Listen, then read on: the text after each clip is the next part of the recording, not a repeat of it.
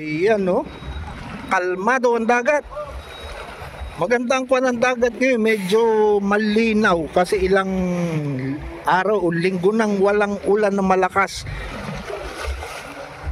Tignan nyo, hindi kagaya last month umuulan paggabi, kaya yung tubig dito sa may seawall medyo malabo, pero ngayon malinaw na siya. Tapos high tide pa ngayon. Pag ganitong kalmado ang dagat, walang hangin, medyo maalinsangan, mahina lang yung hampas ng hangin, pero malamig ang hangin, tsaka sariwang hangin. Tahimik dito sa seawall pag ganitong oras, weekdays o weekend, basta ganitong oras tahimik dito sa seawall. Ayan pa yung mga taga munisipyo nag-aayos ng ilaw.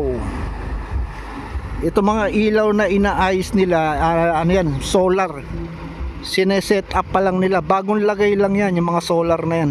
Yung makapapansin niya yung poste, silver na silver pa, bagong pintura pa lang.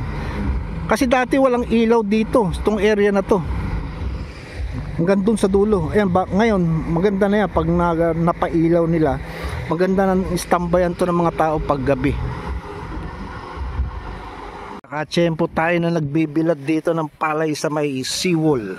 Magandang bilada ng seawall kasi ganitong oras wala naman tao napapakinabangan niya yung itong sidewalk dito may seawall. Diyan yung binibil para matuyo.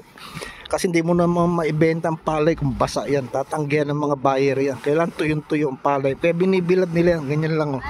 Simple lang. Seawall to. Ayan. Tapos ito yung football field.